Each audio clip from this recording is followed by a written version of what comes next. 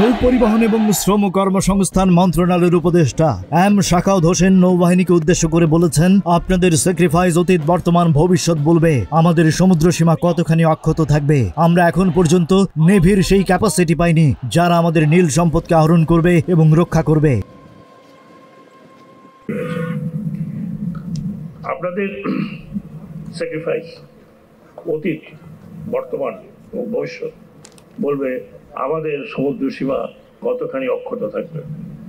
আমরা এখন পর্যন্ত আমাদের নেভির সেই ক্যাপাসিটি পাইনি যারা আমাদের ইজেট বা নীল সমুদ্র বা নীল সম্পদকে আহরণ করবে এবং রক্ষা করবে। আশা করি ইনশাল্লাহ দুটি মাত্র সাবমেরিন হয়েছে, আরও বেশ কিছু সাবমেরিন যুক্ত হওয়া দরকার।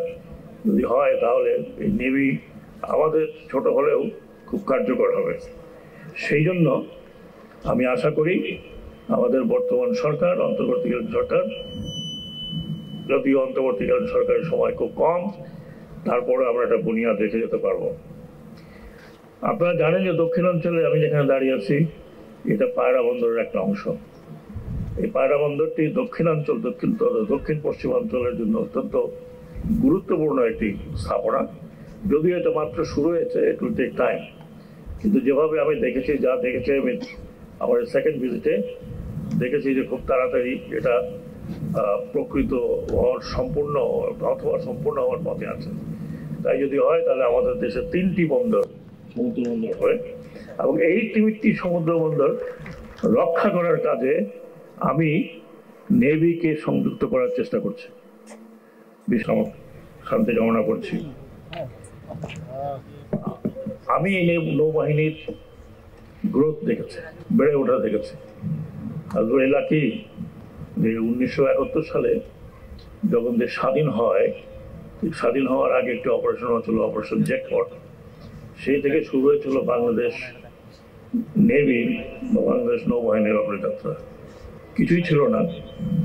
আমিও তখন সেনাবাহিনীতে মধ্যম র্যাঙ্কের অফিসার। কিছুই ছিল না। প্রথম একটি ফ্রিগেট নিয়ে আসলেন তৎকালীন নৌপ্রধান এবং উপপ্রধান দুজনে মিলে। সেই ফ্রিগেটটি যখন বাংলাদেশের নেভিতে যুক্ত হলো তখন আমরা অত্যন্ত গর্বিত ফিল করছিলাম যে বাংলাদেশ নেভির ছোট ছোট নৌযান যাই থাকুক না কেন একটি ফ্রিগেট রয়েছে। তারপর আরেকটি ফ্রিগেট আসলো, যুক্ত হলো। ক্রমেই সেই নেভি আজকে মার্শাল্লাহ একটা ফর্মিডেবল ফোর্স হয়ে দাঁড়িয়েছে।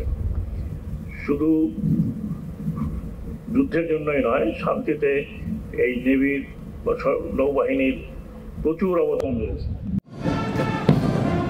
দুটি সাবমেরিন হয়েছে, আরো বেশ কিছু সাবমেরিন যুক্ত হওয়া দরকার। যদি হয় তাহলে আমাদের নেভি ছোট হলেও খুব কার্যকর হবে। যদিও অন্তর্বর্তী সরকারের সময় খুব কম, তারপরও আশা করছি আমরা এটি দেখে যেতে পারবো। রোববার সকাল 10:30টায় পটুয়াখালীর কলাপাড়ার বানুজা শেরেবাংলা প্যারেড গ্রাউন্ডে অনুষ্ঠিত বাংলাদেশ নৌবাহিনীর 463 জন নবীন নাবিকদের বুট ক্যাম্প প্রশিক্ষণ শেষে বর্ণাঢ্য শিক্ষা সমাপনী কুচকাওয়াজে তিনি এসব কথা বলেন।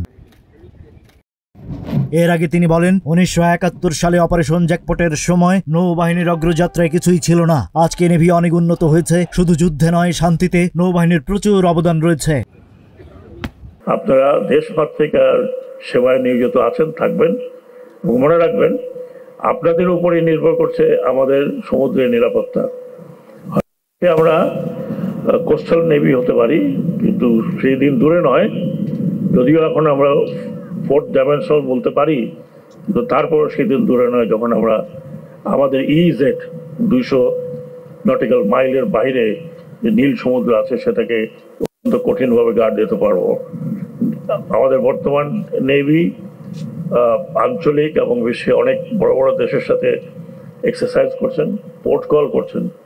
যত পোর্ট কল ততই আমরা অভিজ্ঞতা অর্জন করব। সর্বশেষে আমি নবীন নাবিকদের উদ্দেশ্য করে তিনি বলেন, আপনারা দেশ মাতৃকার সেবায় নিয়োজিত আছেন, থাকবেন। আপনাদের উপরে সমুদ্রের নিরাপত্তা নির্ভর করছে। সেদিন দূরে নয় যখন আমরা দেশের 200 নটিক্যাল মাইল সমুদ্র সীমার বাইরেও নিরাপত্তা দিতে পারবো। নৌবাহিনীর এই ধারাবাহিক প্রশিক্ষণ গ্রহণের মাধ্যমে নবীনরা ভবিষ্যতে পেশাগত দক্ষতা ও উৎকর্ষতা অর্জন করবে এবং দেশ মাতৃকার সার্বভৌমত্ব রক্ষায় নবীন নাবিক সহ সকল নৌ সদস্যকে দৃঢ় সংকল্পবদ্ধ হওয়ার আহ্বান জানান তিনি। অনুষ্ঠানের শুরুতে তিনি 1971 সালে স্বাধীনতা যুদ্ধের শহীদ এবং জুলাই অভ্যুত্থানে শহীদ নবীনদের আত্মার শান্তি কামনা করেন। এর আগে তিনি প্যারেড গ্রাউন্ড পরিদর্শন ও সালাম গ্রহণ করেন। পরে তিনি কৃতিত্বপূর্ণ ফলাফল অর্জনকারী নবীন নাবিকদের মাঝে পুরস্কার বিতরণ করেন। নৌবাহিনী 2025 ব্যাচের নবীন নাবিকদের মধ্যে গালিব আল মাহাদি অর্ণব পেশাগত ও সকল বিষয়ে সর্বোচ্চ উৎকর্ষতা অর্জন করে সেরা চৌকস নাবিক হিসেবে নৌপ্রধান পদক লাভ করেন। হাসিব হোসেন দ্বিতীয় স্থান অধিকার করে কমখুল পদক এবং নাইম গাজী তৃতীয় স্থান অধিকার করে শেরি বাংলা পদক অর্জন করেন। শিক্ষা সমাপনী কুচকাওয়াজ অনুষ্ঠানে নৌবাহিনী সদর দপ্তরের পিএসওগণ, উচ্চ পদস্থ সামরিক বেসামরিক কর্মকর্তাবৃন্দ, পটুয়াখালী, বরিশাল ও খুলনা অঞ্চলের গণ্যমান্য ব্যক্তিবর্গ এবং নবীন নাবিকদের অভিভাবকগণ উপস্থিত ছিলেন।